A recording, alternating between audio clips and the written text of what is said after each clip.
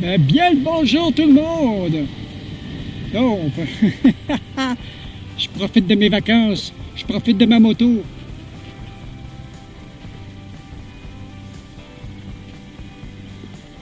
Et j'ai vraiment, cette année, retrouvé le plaisir de rouler avec la moto. C'est vrai que ça fait, depuis le début de la crise en 2020, j'avais pas roulé beaucoup parce que la moto avait de la mécanique à faire dessus, il fallait que je change les pneus. C'est une chose que j'ai fait à partir de 2020, j'avais beaucoup de projets en marche pour travailler sur la maison, travailler sur la cabane à jardin, travailler sur la moto, il fallait que je fasse réparer l'auto aussi. Puis j'ai tout arrêté les projets. Puis pendant 3 ans, ce que j'ai fait, je payais les commandes d'épicerie, puis je mettais du gaz dans l'auto. Puis l'année dernière, il y a 1 an et demi, j'ai été obligé de changer j'ai dû changer mon vieux camion bleu parce que le moteur m'a lâché un matin en allant travailler. C'était drôle l'histoire parce que ça faisait plusieurs semaines que quand je partais ça le matin, il cognait un peu, puis il y avait un bruit bizarre dedans. Puis ça arrivait aussi que quand je partais avec, sous certaines conditions, il manquait de puissance, la lumière d'engine clignotait. J'avais trouvé d'où ça venait ce problème-là. Il s'agissait de descendre une vitesse, augmenter la révolution du moteur, puis ça se plaçait, c'est parce qu'il y a un cylindre qui débarquait. Puis un matin, en montant travailler, j'étais rendu dans le coin à peu près à mi-chemin avant d'arriver au travail. Je roule trop vite. À peu près. Voilà. 70. C'est à peu près rendu à mi-chemin avant d'arriver au travail. Puis à un moment donné, je perds un cylindre. Je fais toutes sortes de manœuvres comme je fais d'habitude, ça ne revient pas. À un moment donné, je perds un autre cylindre. Je fais toutes sortes de manœuvres encore, ça ne revient pas. Fait que je prends la sortie, je m'en vais chez des amis qui avaient une station-service pas tellement loin. Le camion s'est rendu à la station-service, puis je l'ai laissé là, ils m'ont prêté une voiture.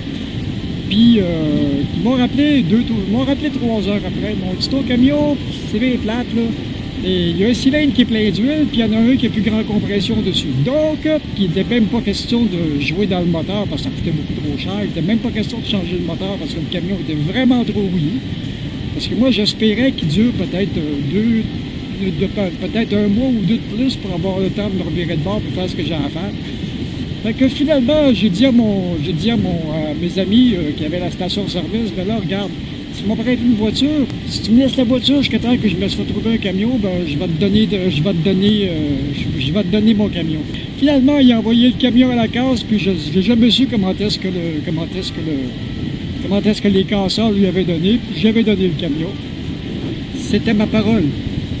Donc, aujourd'hui, je suis en pleine campagne, pas tellement loin de chez nous. Je suis à 2 ou 3 kilomètres de chez moi. Ah, que c'est agréable! Ce que j'aime, ces petites randonnées. Là, il annonce de la pluie demain encore. Là, on a 2 jours de beau temps. On va en profiter. Ah, puis les pneus neufs sur la moto, mon réparateur a vraiment trouvé les bons pneus qui vont là-dessus parce que la moto est redevenue extrêmement agile. Ah, voilà. Qu'est-ce que je fais? Oh, on va aller du côté de Saint-Antoine, tiens. Parce que je suis en vacances, j'ai tout mon temps. Petite accélération.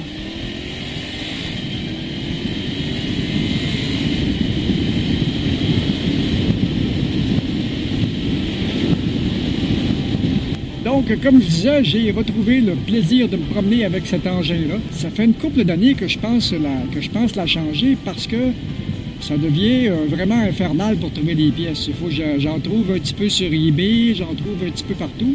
Mon réparateur de moto a même pas voulu avoir la moto, que je lui amène la moto. Il m'a dit « Amène-moi les roues, on va s'en occuper. » Et puis cette moto-là, j'y avais jamais... C'est ce que j'expliquais quand j'ai remonté les roues. Cette moto-là, j'y avais jamais touché. Puis là, en faisant les roues, Puis après ça, après avoir réparé le compteur de vitesse, puis après ça, je me prépare à réparer le compteur aussi, là, dès que les pièces vont arriver. Ça tarde. C'est toujours le problème avec ces machines-là, il faut prévoir. Faut quand même pas être pressé pour les pièces, puis avant de commencer la saison, il faut avoir fait un bon suivi mécanique sur la machine au complet, là, pour être certain que la machine puisse faire la saison sans trop de problèmes. Jusqu'à date, d'après ce que je vois, mais je pense pas avoir de problème avec la machine. Là, on va faire un petit tour le long du Richelieu. Ah, j'adore ce coin, c'est pittoresque à soi. Quoique c'est moins pittoresque que la petite route que j'avais tout à l'heure, mais on s'en va sur une petite route pittoresque. Ah! Là, je suis en vacances, fait que j'ai tout mon temps. Parce que j'ai décidé que je passais les vacances à la maison. De toute façon, me promener avec à la maison, ben là, pour le service hôtelier, ça coûte vraiment pas cher. Et puis, je fais toutes mes commissions, tous mes petits déplacements, aussitôt qu'il fait beau avec la moto. Le camion n'a pas sorti depuis le début des vacances, c'est-à-dire jeudi dernier. C'est une des choses qui est drôle, ça. Le camion fonctionne dans mes déplacements normaux, avec un petit peu d'autoroute, un petit peu de ville, autour de 14 litres au 100. C'est un 8 cylindres quand même. Puis la moto, c'est 4 litres au 100. Un plein sur le camion quand je suis presque vide, c'est entre 120 et 130 $. Ah, c'est ici. C'est entre 120 et 130 $. Puis, un plein sur la moto, hier, j'ai mis 25 $ puis elle était vraiment vide. C'est le quart. En fin de compte, j'ai 19,5 litres sur la moto. Puis j'ai 100 litres sur le camion. Ouch. Oh, ça brasse un petit peu plus ici. Faut prendre des gros accents.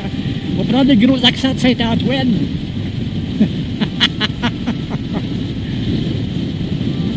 Oh! Oh, que c'est frais dans le bois! C'est la suite de cette belle promenade de moto avec quelques anecdotes. J'espère que vous avez aimé ça. Je termine la vidéo ici parce que la vidéo devait se terminer avec la moto, mais la caméra a refusé d'enregistrer la deuxième partie. Ça arrive souvent avec ces équipements-là. Surtout que la petite caméra d'action a beaucoup tourné, est usée elle aussi.